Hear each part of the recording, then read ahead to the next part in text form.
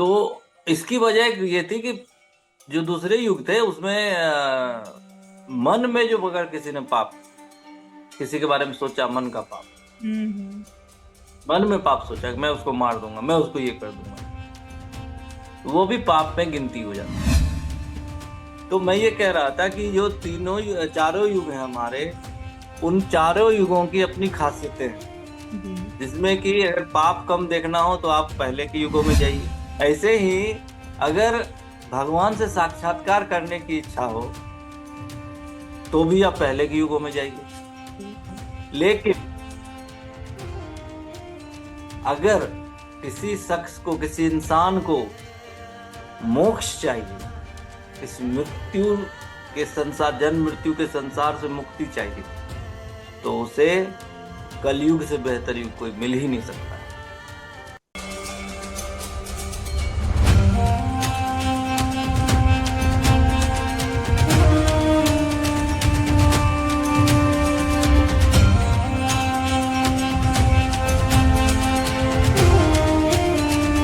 नमस्कार, मैं श्वेता आप सबके समक्ष पुनः उपस्थित हूँ एक बार सत्य, सनातन और सेहत पर। और हमारे साथ मौजूद हैं देश के जाने माने पत्रकार लोकेश भारती जी। सर नमस्कार, आपसे आज एक प्रश्न है कि आप युगों में सबसे अच्छा युग किसको मानते हैं? क्योंकि कलयुग के बारे में आपने बताया है, और सतयुग, त्रेता, द्वापर, इन युगों में या फिर चारों युग में सबसे अच्छा युग कौन सा है? इसके ऊपर सर कुछ बताएं। बड़ा अच्छा सवाल है। और लोग अक्सर चर्चा करते हैं कि कलयुग जो है वह सबसे अच्छा युग नहीं है। जी कलयुग सबसे बेकार युग, जी जी। सतयुग सबसे अच्छा रहा होगा, क्योंकि सतयुग के जो चिरंजीवी हैं सत्य सब युगों में मौजूद, वो हमसे आके तो कहते नहीं कौन सा युग अच्छा होगा, क्योंकि जो उस समय से चले आ रहे हैं जीवित, तो वही बता सकते हैं कि सतयुग अच्छा था, त्रेता, द्वापर या ये कलयुग। और दूसरी बात ये कि जैसे कई लोग जिसकी उम्र 100 साल के करीब है, या जो तो जिन्होंने भारत की आज़ादी देखी है, भारत आज़ाद होते हुए भारत की आज़ादी का संघर्ष, वो कंपैरिजन करके बता सकते हैं कि जब भारत आज़ाद हुआ था उस समय भारत कैसा था और अभी का भारत कैसा है। उसी तरह से जो चारों युग में उपस्थित होगा वही बता सकता है कि कौन है, कौन सा युग सबसे अच्छा है। लेकिन जो हमारे पुराणों में, शास्त्रों में वर्णन है, उसके हिसाब से अगर कुछ चीज का ध्यान रखें तो शायद लोग चौंक जाएंगे कि कौन सा युग सबसे अच्छा था। सतयुग अच्छा था, त्रेता अच्छा था, द्वापर या कलयुग। जो पुराणों में वर्णन है, वैसे कई तरह के वर्णन है, लेकिन एक जो सर्वमान्य वर्णन है उसमें यह है कि जो सतयुग था वो लगभग 17,28,000 वर्ष का था। जो त्रेता था वो लगभग 12,96,000 वर्ष का था। जो द्वापर था वो लगभग 8,64,000 वर्ष का था। और जो हमारा कलयुग है, इसके बारे में मैंने पहले भी कुछ वीडियो में चर्चा किया था कि लगभग 4,32,000 वर्ष का इसकी आयु है, जिसमें से हमने अभी 8-10 हजार साल ही जिए हैं, बाकी अभी पूरा जो है बचा हुआ है। तो इसी आधार पे जो लोगों की जो आयु निर्धारित हुई, वो युगों के आधार पर ही निर्धारित। सतयुग में जो लोगों की आयु थी लगभग 1,00,000 वर्ष के करीब थी। फिर 1,00,000 वर्ष की आयु औसत आयु थी। ऐसे ही त्रेता में जब लोगों की आयु जो थी वो लगभग कोई 10,000 साल लिखता है, कोई 25,000 साल लिखता है, लेकिन 10,000 साल मान्य कही गई है। द्वापर में लोगों की औसत आयु लगभग 1,000 वर्ष कही गई है। और जो हमारा कलयुग है उसमें तो पता ही है 100-125 साल की आयु मानी गई है कि जो मैक्सिमम जी सकते 100-125 साल जी सकते हैं। रिकॉर्ड भी ऐसा नहीं है, कहीं कहीं कोई कहानी सुनते हैं या कोई ऐसा हो सकता है जिन्हें हम ना जानते हो, जिन्हें पता नहीं जिनके बारे में। अदरवाइज जो कलयुग में औसत आयु है वो 100 से 125 साल मानी गई है। लेकिन हम लोग 100-125 साल तो छोड़िए, आजकल तो 30-40 साल में अपनी सेहत खराब कर लेते हैं, तो फिर 100-125 साल तक पहुंचने की बात ही छोड़ दीजिए। दूसरा है, अगर कोई 80-90 साल पहुंच भी जाता है तो उसमें से ज्यादातर जो है बीमार पड़ के ही पहुंचते हैं। जबकि जो औसत आयु है इसका मतलब ये होता है कि इस उम्र में आप कम से कम बीमार तो नहीं पड़ेंगे, बुजुर्ग होंगे धीरे धीरे, लेकिन बीमार होकर के आप अपनी आयु नहीं जिएंगे। खैर, एक वीडियो में मैंने ये भी बताया था कि सेहतमंद रहने के 7 सूत्र क्या हैं। अपने ही सत्य सनातन और सेहत चैनल पे अगर कोई देखना चाहे तो उसको भी देख सकता है। और वो एक बेसिक फंडा है कि आप जो है अपनी पूरी आयु सही तरीके से जी पाएंगे। तो जैसा कि मैंने कहा कि जो अलग अलग युग है उनका जो युगों की भी आयु जो है वो अलग है, और उसमें जो लोग रहते थे या रहते हैं उनकी भी आयु अलग अलग है। अब सवाल यहाँ पर एक दो और है कि आप जो है वो किस आधार पे किसी युग को चुनेंगे। जैसे एक उदाहरण देता हूं समझने के लिए, सबसे बड़ा देश कौन सा है, इसमें 2 चीजें आ जाती है, क्षेत्रफल, जनसंख्या। ठीक है जी। जैसे सबसे बड़ा घर कौन सा है, एरिया भी हो सकता है, लेकिन कोई अगर लंबा है तो उसकी ये खासियत हो गई जी। तो जनसंख्या, एरिया। ऐसे ही युग के भी बारे में हम बात कर सकते हैं कि कौन सा युग ज्यादा अच्छा था। जैसे अगर मैं ये कहूं कि अगर कोई किसी शख्स को क्राइम नहीं देखना हो जी, कम से कम क्राइम देखना हो, पाप कम से कम देखना हो, तो उसके लिए सतयुग सबसे अच्छा है जी। उस वक्त पाप, क्योंकि उस समय होता था, और ये पाप का कर्म की जो मात्रा है वो धीरे धीरे बढ़ी है। वो त्रेता में थोड़ी और बढ़ी और थोड़ा और बढ़ा, और फिर द्वापर में और बहुत बढ़ गया, और कलयुग की तो बात ही छोड़ दो, वो तो हम देख ही रहे हैं, हमारे समक्ष है। ऐसे ही जब हम बात करेंगे इस इहलोक में, हमारे धरती लोक में, मृत्यु लोक में जी, सबसे भगवान की उपस्थिति जो है या भगवान दर्शन देने की स्थिति बहुत कम बनती है, बहुत कम लोगों को ऐसी दिव्यता मिलती है। तो सतयुग में जो है पाप कर्म बहुत कम था, इसलिए भगवान का आना जाना धरती पे बहुत बड़ी बात नहीं होती थी जी।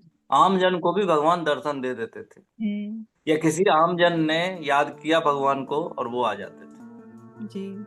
क्योंकि स्वाभाविक सी बात है कि अगर हमारे शरीर में नेगेटिव एनर्जी कम होगी, पॉजिटिव एनर्जी ज्यादा होगी, भगवान पॉजिटिव एनर्जी के बहुत बड़े स्रोत हैं, उस पॉजिटिव एनर्जी को सामने से महसूस हम करके रह सकते थे। लेकिन आजकल नेगेटिव एनर्जी इतनी ज्यादा है कलयुग में कि वो स्रोत को महसूस करने की हमारी क्षमता ही नहीं। तो ऐसे ही जब पाप कर्म धीरे धीरे बढ़ा और अलग अलग युगों में बढ़ा, त्रेता में थोड़ा और बढ़ा, द्वापर में और बढ़ा, ज्यादा बढ़ा, अब कलयुग की तो बात ही छोड़ो, इसमें तो कोई बात ही नहीं है कि। तो इसकी वजह ये थी कि जो दूसरे युग थे उसमें मन में जो अगर किसी ने पाप, किसी के बारे में सोचा, मन का पाप, मन में पाप सोचा कि मैं उसको मार दूंगा, मैं उसको ये कर दूंगा, तो वो भी पाप में गिनती हो जाती। सतयुग में, त्रेता में, थोड़ा बहुत द्वापर में भी, लेकिन कलयुग में ऐसा नहीं। अच्छा। कलयुग में मन के ज्यादातर पाप भगवान माफ कर देते हैं,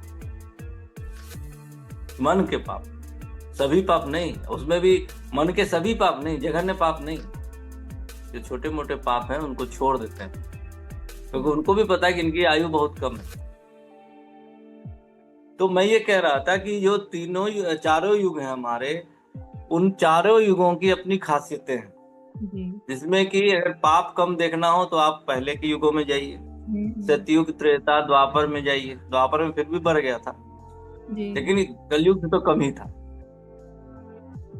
ऐसे ही अगर भगवान से साक्षात्कार करने की इच्छा हो तो भी आप पहले के युगों में जाइए। लेकिन अगर किसी शख्स को, किसी इंसान को मोक्ष चाहिए, इस मृत्यु के संसार, जन्म मृत्यु के संसार से मुक्ति चाहिए, तो उसे कलयुग से बेहतर युग कोई मिल ही नहीं सकता, कलयुग में ही क्योंकि इंसान की मुक्ति के लिए सबसे बेहतरीन युग कलयुग ही है। कलयुग है, मतलब इंसान मुक्ति ऐसे है पा सकते हैं? क्या? इंसान अपनी मुक्ति कलयुग में पा सकते हैं? बिल्कुल, वही तो मैं कह रहा हूँ कि इंसान की मुक्ति के लिए सबसे बेहतरीन युग कलयुग है। इसकी मैं एक और वजह बताता हूँ, क्या है वजह। सतयुग में, त्रेता में, द्वापर में लोगों को मन में पाप से भी पाप गिनती हो जाती थी जी। उम्र बहुत ज्यादा थी, इसलिए पूजा के, भक्ति के, ध्यान के, आराधना के घंटे हर दिन के बहुत ज्यादा करने पड़ते थे। ऊपर वाले ऐसे प्रसन्न नहीं होते थे। यानी भक्ति मार्ग पे चलने के लिए आपको बहुत ज्यादा मेहनत करना पड़ता है। बिल्कुल। कलयुग में बाकी में भी फिर वो धीरे धीरे कम होता गया। त्रेता में थोड़ा कम कर दिया गया, द्वापर में और कम कर दिया गया। मतलब मन के पाप का जो काउंट है और भक्ति की मात्रा बढ़ानी पड़ी। ठीक है, मान लो सतयुग में एक दिन में अगर आप 10 घंटा पूजा पाठ करते थे, तो आपका, उदाहरण के लिए बता रहा हूँ, अगर सतयुग में 10 घंटा पूजा पाठ करते थे, भक्ति करते थे, तो उतना ही पुण्य आपको त्रेता में लगभग 5 से 6 घंटे में मिल जाता। द्वापर में 3 से 4 घंटे में, कलयुग में 1 से 1.5 घंटे में। दूसरी बात जो मैंने एक और बताई, मन के पाप वाली बात, की कलयुग में मन के पाप में, मन में अगर आप पाप लाते हैं, कोई बड़ा जगह में पाप नहीं लाते हैं, अनैतिक पाप नहीं लाते हैं, तो आपके वो पाप माफ हो जाते हैं। क्योंकि यह भी सच है कि इस युग में हर शख्स जो है अपने दिमाग में 10 लोगों को या तो मार चुका होता है दिमाग में, या मारने की प्लानिंग कर रहा होता है। एक उदाहरण से बताता हूं, इस युग में ये पाप में शायद काउंट ना हो, या फिर कोई आपका बहुत हितैषी है तो फिर भी आप उसको मारने का सोच रहे हैं, तो दिमाग में ला रहे हैं। प्लान, योजना बनाना अलग हो गया, किसी के साथ बैठ के योजना बनाना तो क्राइम है। दिमाग में तो बैठ लेटे हुए हैं, दिमाग हमारा बहुत परेशान कर रहा है, यार कहीं मार दे उसको, दिमाग में आया, खत्म हो गई बात। सुबह उठे, या नहीं गलत है, ये गलत है, ऐसा नहीं सोचना चाहिए, तो पाप काउंट नहीं होगा। लेकिन यही चीज अगर दूसरे युगों में चले जाएंगे आप, पाप में काउंट हो, तो मन के पाप से आप अक्सर इस युग में बच जाते हैं, आपको पाप नहीं लगता। क्योंकि जब तक आपका नेगेटिव एनर्जी ज्यादा रहेगा, पॉजिटिव एनर्जी कम रहेगा, मुक्ति मिल ही नहीं सकती। यानी नेगेटिव, यानी कि पाप कर्म ज्यादा, पुण्य कर्म कम, मुक्ति नहीं मिलेगी। पाप कम 0, पुण्य कर्म साला, पूरा का सारा जो है पुण्य कर्म हो जाए, मुक्ति। दूसरा, तो कहने का ये मतलब हुआ कि कलयुग में आप कम पूजा पाठ करके भी, कम ध्यान करके भी, कम भक्ति करके भी मुक्ति पा सकते हैं। आयु कम है, कम देर करना है, क्योंकि चूंकि इस युग में पुण्यात्मा कम हो रहे हैं, इसलिए भगवान को भी ज्यादा पुण्यात्मा चाहिए। तो आपके थोड़े पूजा पाठ से भी बहुत प्रसन्न हो जाते हैं। कलयुग का माहौल भी तो ऐसा है ना कि हर तरफ बस पाप ही पाप दिखता है। वो छोड़ दीजिए, वो आप, मैं क्या कह रहा हूँ, माहौल कैसा है उसकी बात मैंने अलग कर दिया। अगर क्राइम कम देखना हो, ये तो आप दूसरे युग में जाइए। लेकिन आपको अगर मुक्ति चाहिए, कम मेहनत में मुक्ति चाहिए, जिसको आप कह सकते हैं शॉर्टकट मुक्ति, कलयुग बेस्ट युग है, कलयुग बेहतरीन युग है। लीजिए, उसमें मुक्ति के मार्ग खोजिए।